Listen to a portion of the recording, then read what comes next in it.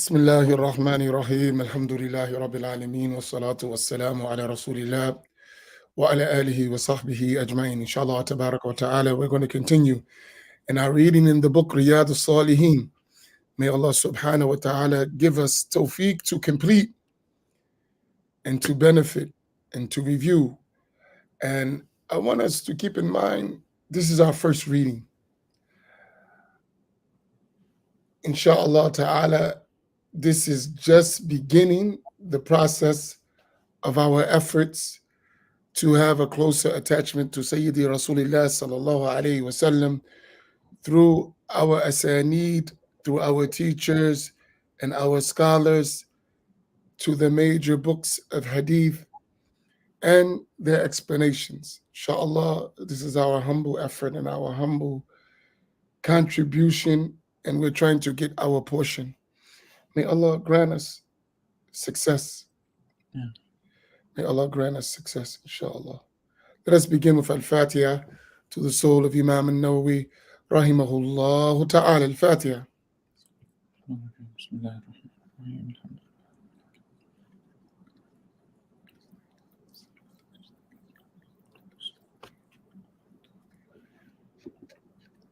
So we start with this section of the right of the neighbor and how the Prophet sallallahu alaihi wasallam advised us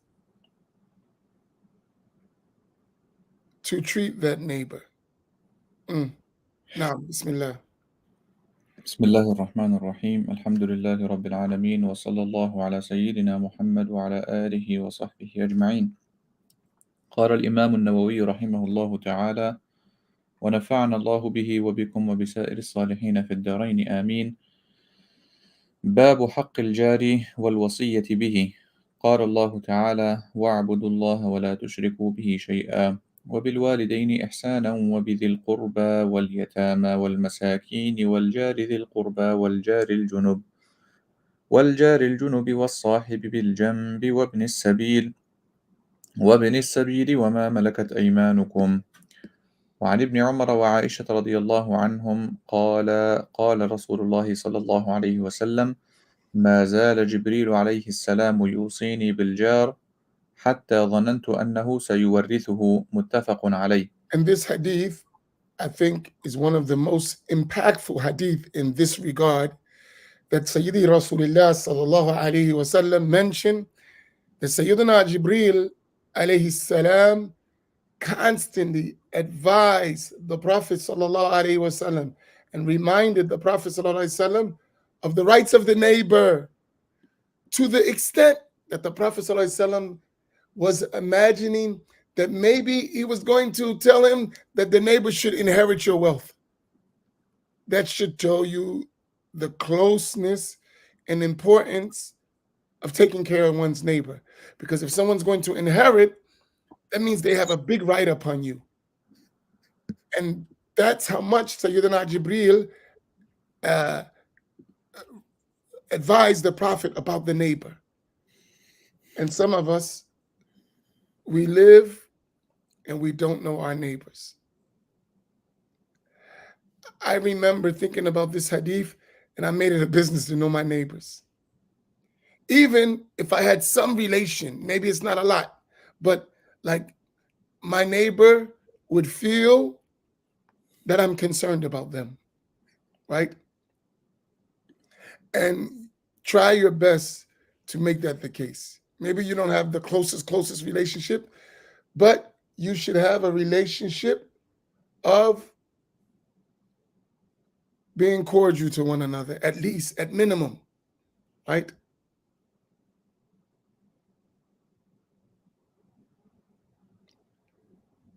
And this is important, so take care of it.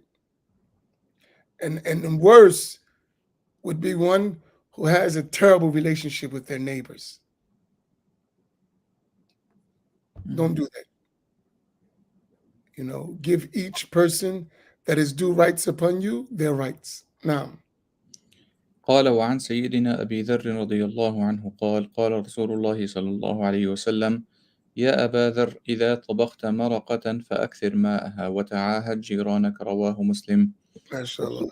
وفي وفي رواية له عن أبي ذر قال إن خليلي صلى الله عليه وسلم أوصاني إذا طبخت مرقا فأكثر ماءه ثم انظر أهل بيت من جيرانك فأصبهم منها بمعروف.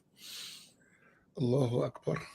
وعن أبي هريرة رضي الله عنه أن النبي صلى الله عليه وسلم قال والله لا يؤمن والله لا يؤمن والله لا يؤمن. قيل من يا رسول الله؟ قال الذي لا يأمن جاره بوائقه، متفق عليه. وفي رواية لمسلم لا يدخل الجنة من لا يأمن جاره بوائقه. البوائق الغوائل والشرور.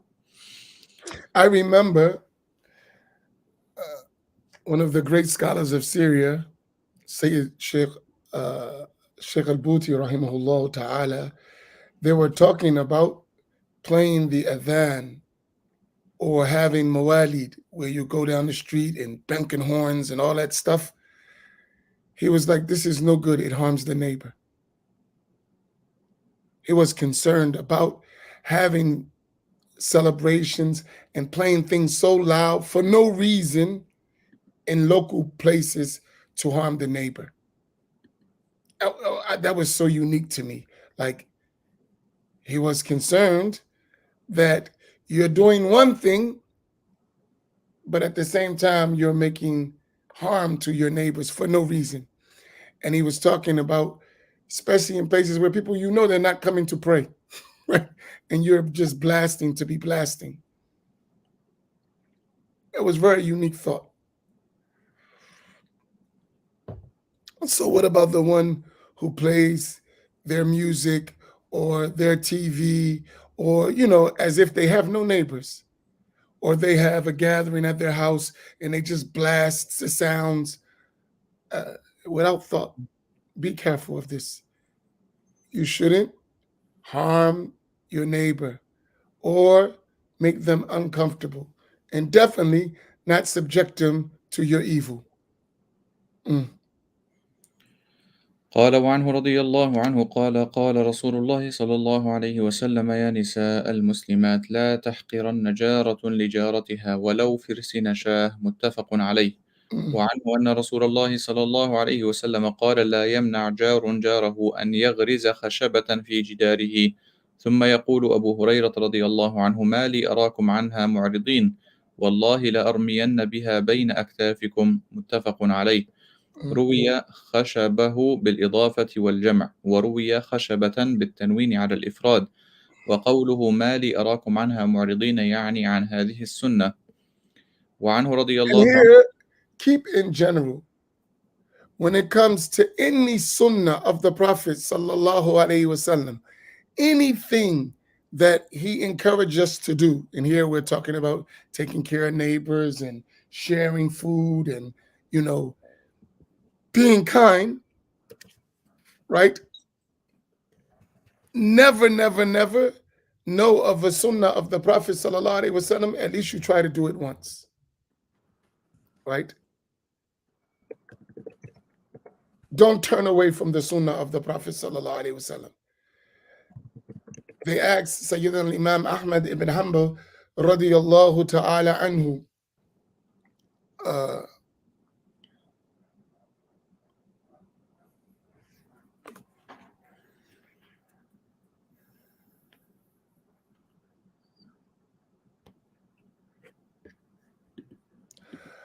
he had memorized 1 million hadith.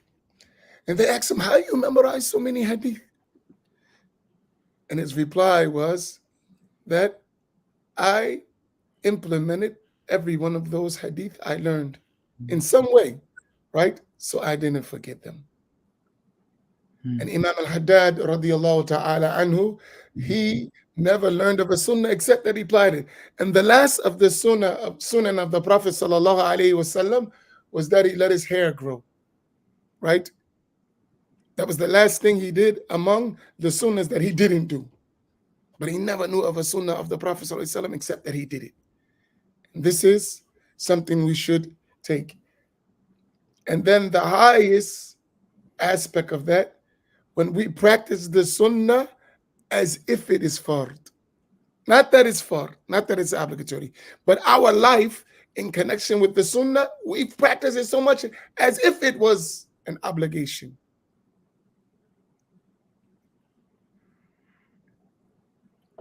Like it is not imagined that a pious people would leave off the way of the Prophet sallallahu alaihi wasallam without an extreme excuse. Not just a valid one, an extreme excuse like I can't. And we need to develop that habit.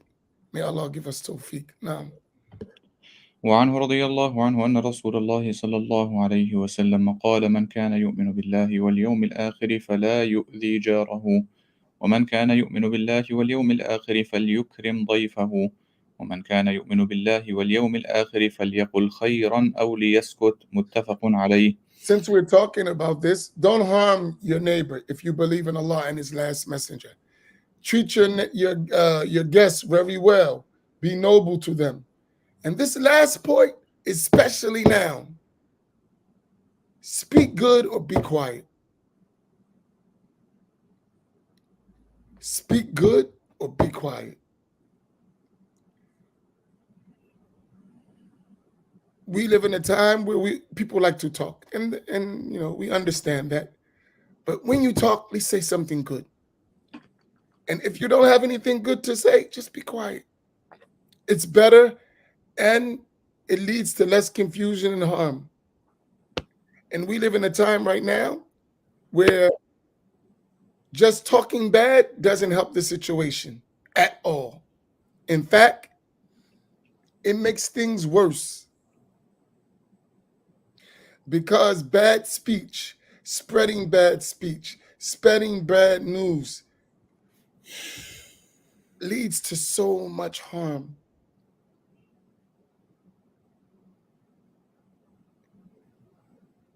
And keep in mind that not everyone is sane or stable.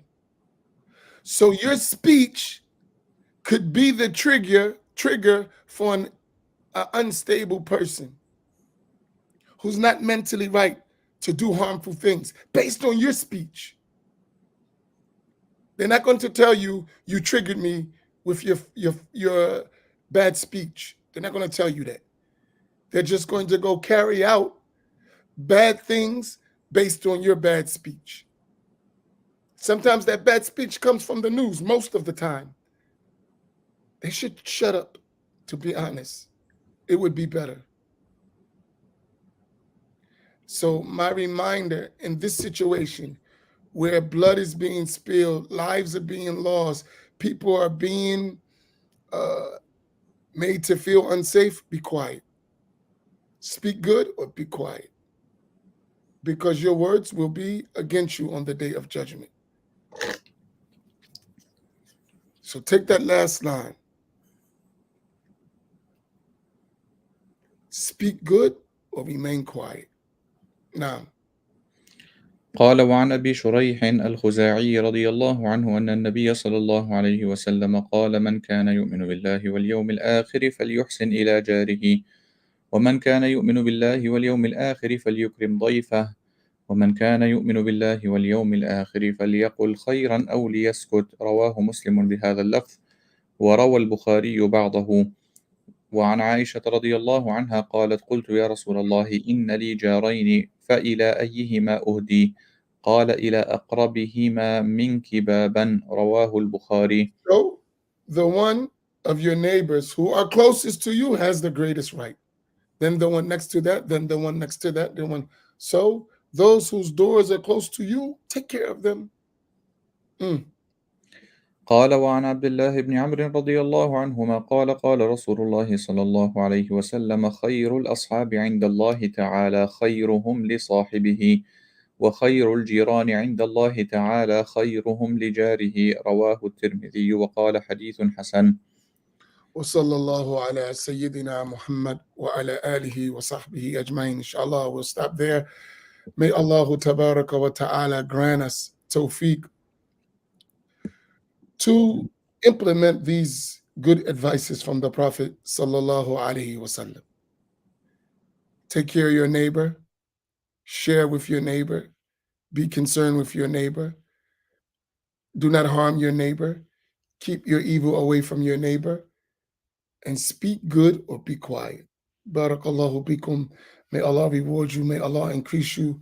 May Allah tabaraka wa ta'ala make you a winner in this world and the hereafter, and allow you to implement these advices and these acts of goodness from the words of the Prophet sallallahu alaihi wasallam. Barakallahu bikum. Wassalamu alaikum wa rahmatullah.